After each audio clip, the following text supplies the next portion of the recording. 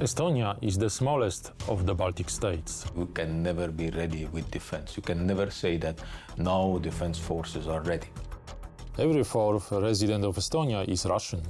They have opportunities to get access to Kremlin's narratives, Kremlin's propaganda. Estonian Russians dominate, especially in the northeast of the country. The situation regarding citizenship is complex. Many people in Narva hold Russian passports, Estonian passports, or have no passports at all. Russia threatens Estonia with a hybrid war. We have knowledge how to handle the Russian malign operations. Would Estonian Russians remain loyal to Estonia? We'll see. An alliance between Estonia, a small country located on the northern borders of the Baltic Sea, and Ukraine, it seems a bit exotic. And yet, in Estonia, there is a common belief that if Ukraine were to lose, Russia would come here, to Tallinn. There are British troops here in Estonia and NATO support, but the Estonians say that strengthening the Western alliance will take time, and there is not much time.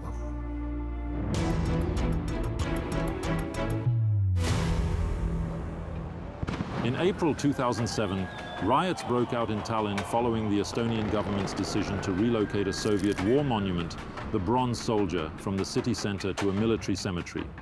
For ethnic Russians, the monument symbolized liberation, while for Estonians, it was a reminder of Soviet occupation. Protests began on the night of April 26th to 27th and quickly escalated into riots, looting, and clashes with police. One person died and hundreds were arrested. The Estonian government accused Russia of inciting tensions and orchestrating cyber attacks that disrupted national institutions. The Bronze Night exposed deep divisions between Estonia's majority population and its Russian minority, while also worsening relations between Estonia and Russia. These events remain a symbol of historical tensions and the challenges of integrating national minorities. Radio 4 is a Russian-speaking radio channel, public radio channel in Estonia. We named things war since 2014, after the annexion of Crimea. And actually that was a disaster for us as a station because we lost about 30% of our audience. We were talking, it's war, this is annexion, this is occupation. Talking about mood, of course, that was a huge shock for the audience because that was the thing nobody expected to happen.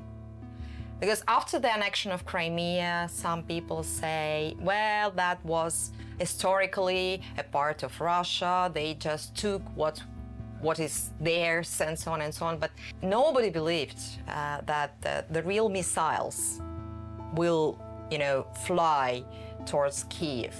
So was it shock? Yes, it was shock, and it was like a silence. Nobody wanted to talk about that. And of course, the attitude towards Russian-speaking people living in Estonia changed. All of us, including me, I'm also Russian-speaking, became a threat of security. Quite complicated to force yourself to speak Russian on the street. Because being a Russian-speaking person, you just didn't want to use this language because bad feelings inside yourself. You are not guilty. The book outlets, the bookshops, they just take away all the Russian literature from their shelves. That was like, what? Really? Even if it was Estonian writer translated into Russian, that was like a nonsense. So 25% of listeners were absolutely pro-Ukrainian. Another part of 20 to 25% were and still are absolutely I would not say pro-Russian, because I'm Russian speaker. I would say pro-Kremlin. They support war. So, and in between, 45 to 50% of the audience who is silent, who takes no position. Who are they? What are they thinking about? Are they pro-Kremlin, or they are just scared to say anything? We decided not to play some music anymore. That was not the decision of politicians, government or the members of the board of ERR. That was our editorial decision. We decided not to play any single Russian artist, musician, band, whoever, who supports war. It was like a life list, and we fulfill this list, and we do it until that day. How much Ukrainian experience from Ukrainian war influence your plans of Estonian companies? Ukraine, in many ways, it's very important for us. First of all, to support Ukraine this war with the Estonian assets and then the tools what we are manufacturing. Secondly, it's also important for us to gain the references for defense materials. Let's say the battlefield is a very important place to test your maybe design your product. The popular opinion in Europe is that we don't have time. Yeah, of course, we would like to see the faster steps and to put the more effort into this. But we have to be realists also. Start to rebuild certain capabilities in military defense industry-wise that take time. The main question is that on the private business side, that who is the client, who pays the bills, so that when will be companies have more, let's say, orders from the states, then faster will be also manufacturing the different materials and then systems. That's the main questions. In the Estonian defense industry, we heard that this is necessary to hurry, but the defense companies need to state support. Therefore, we will now ask the Estonian defense minister what the state is doing to get strength the defense potential. Do we have enough of time for increasing our security and your security in Estonia?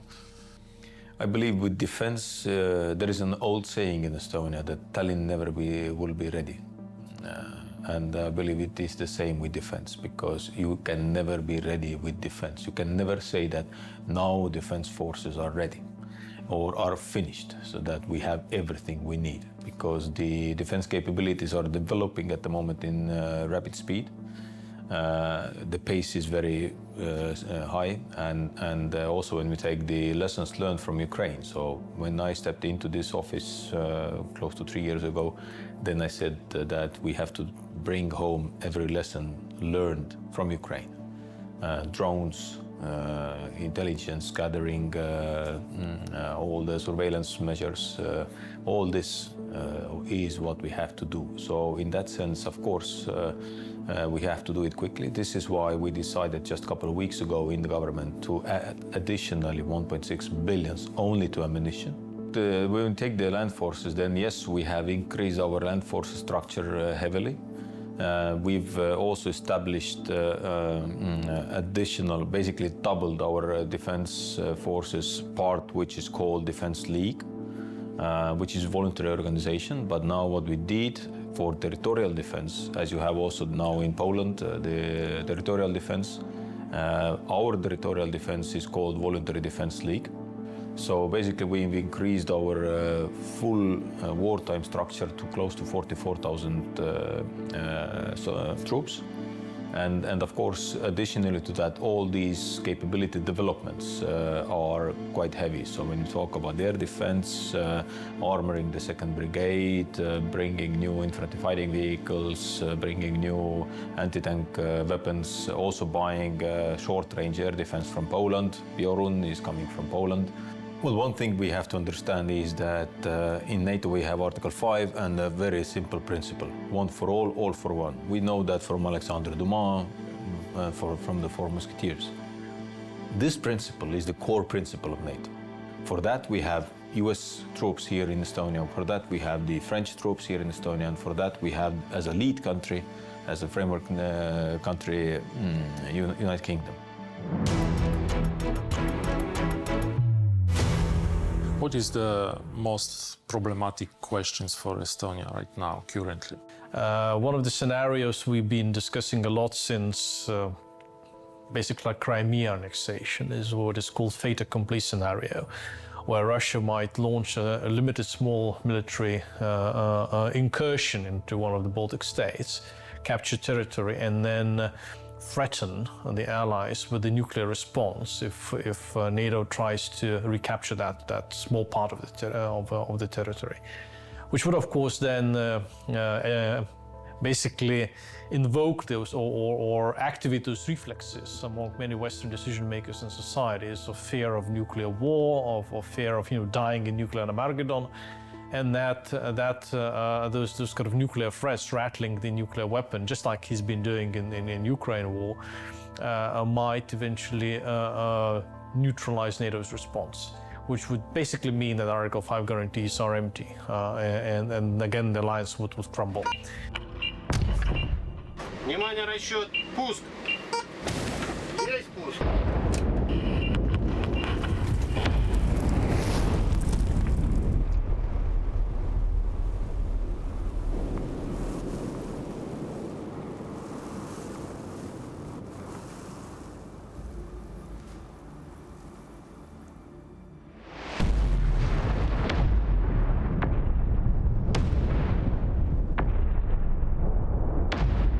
Generally speaking, in our region, on our borders, situation is very calm.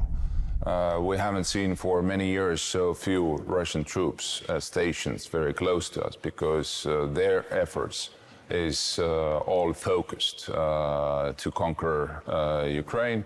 Units like, or on military bases like Pskov Paratroopers Division or some other are half empty, or even more than that. So it's in that sense everything is calm, but obviously at the same time we know that the big war is going on in Europe. What is the main Russian instruments of pressure under Estonia, the influence of the situation, the Russian minority, propaganda, and... It's nothing new.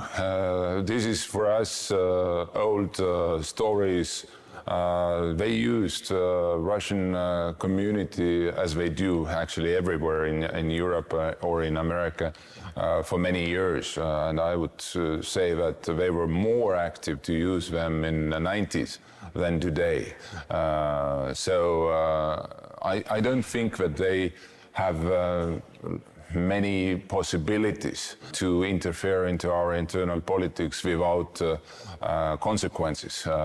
We are defending well our constitutional order. Our intelligence services are working well, and we have knowledge how to handle the Russian malign operations. Of course, they have increased this activity not only in our region, but we see in alliance almost every week, if not even daily, we hear all kind of hybrid attacks organized by Russia today. So we have to here work not only as a nation, but as allies together to share information, to share also good practices, how to handle these malign operations and how to make sure that they won't succeed also in informational space. What are the main instruments of influence for Estonia from Russia? They use a democracy as some kind of weapon. Could be a hybrid war, but it could be just a hard kinetic war. What do you think about this? First of all, I have to highlight one small thing, one particular thing concerning how the Kremlin sees it. For them, there is no difference between hybrid and kinetic wars. They believe that information warfare is a part of a broader war. Let's topic on Russian minority. Do you think that this is an area of potential danger for Estonia? Well, actually, Russia has always targeted Russian-speaking population with disinformation and disseminating lies. Так, с нами ли портал News.ru? Да. Алло. Да, у меня брифинг.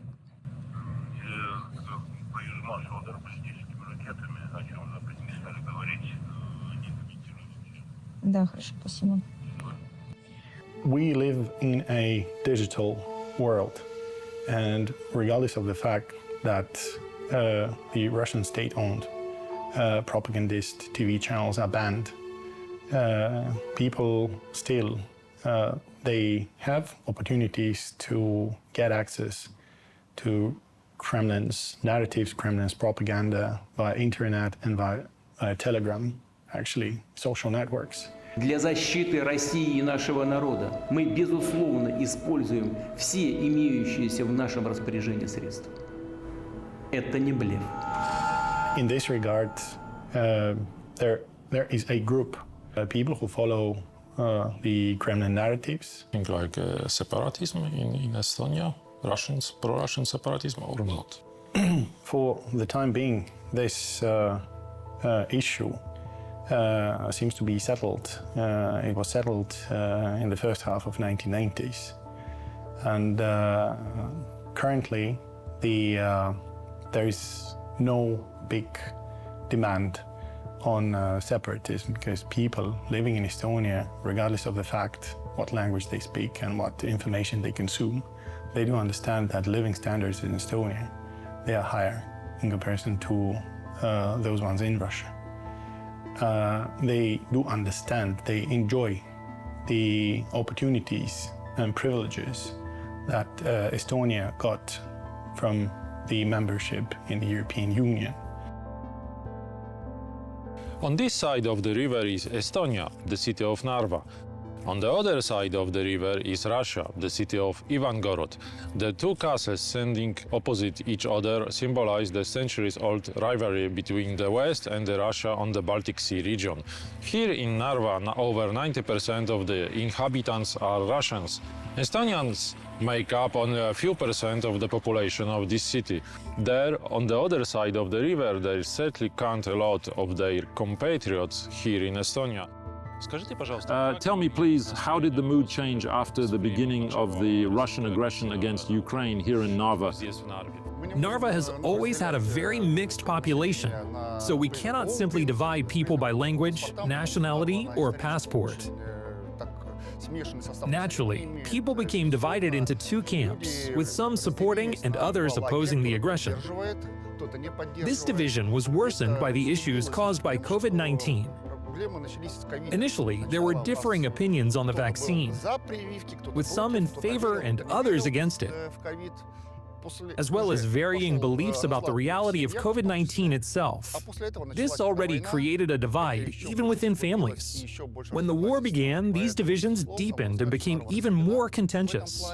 Narva, of course, is divided in this way, and not only Narva but Estonia as a whole. It's impossible to say that this conflict hasn't had an impact. The distance between Russia and Estonia is minimal, about 200 meters, and the proximity only intensifies the situation. When talking to people, it becomes clear that those who support Russia's actions in Ukraine do not view the threat of Russia attacking Estonia as something serious. They do not see it as a real or immediate concern. On the other hand, those who oppose Russia's actions view this aggression as a possible and dangerous threat. Then comes the question of what to do in the event of such an aggression. And what to do? The average resident likely does not have an answer to that. The plans that Estonia's Ministry of Defense and Ministry of Internal Affairs are working on are classified, of course. But the most recent official statements from the Estonian Armed Forces indicate that, if the aggression begins, measures like blowing up bridges and residential buildings in Narva could be necessary to slow down any advance by enemy forces. How many people here have Russian passports? How many have Estonian passports? How many do not have passports? And what is a series of passports? The situation regarding citizenship is complex. Many people in Narva hold Russian passports, Estonian passports, or have no passports at all. Those without citizenship, often referred to as stateless, hold a permanent residence permit, which grants them the right to live and work in Estonia. But without actual citizenship, As for Estonian citizens, around 49% of Narva's population holds Estonian citizenship, though this data is from earlier this year and may not be up to date. Of the more recent citizens, those born within the last 10-15 years, 77% are Estonian citizens. If we exclude minors, the number of eligible voters is about 44% of the city's total population.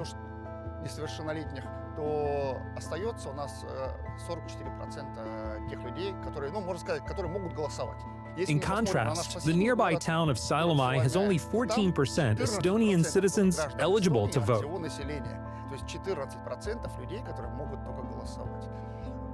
Regarding Russian passports, about 34% of Narva's population holds them, and 12% have so-called gray passports. So, at least half the population in Narva does not have Estonian citizenship. This raises the question, how can one rely on loyalty or even expect people from here to join the Estonian army?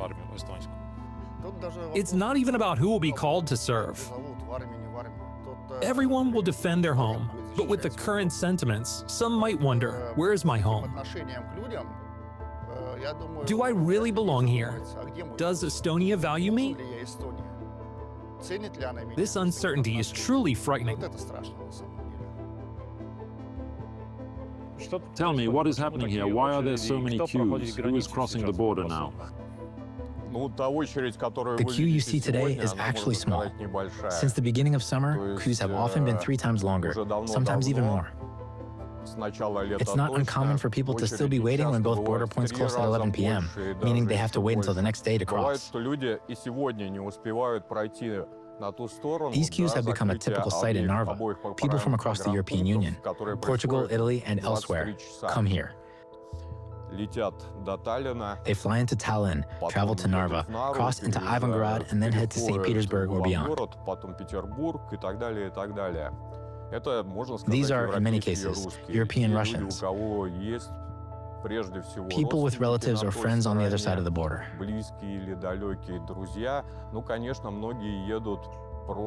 But there are also tourists among them. It's not unusual to see non-Russians in these queues as well, English, Italian, or Portuguese travelers.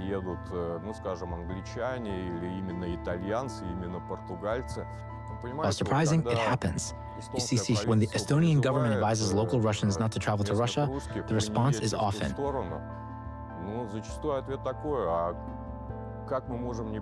how can I not visit my brother, my mother, or my grandmother?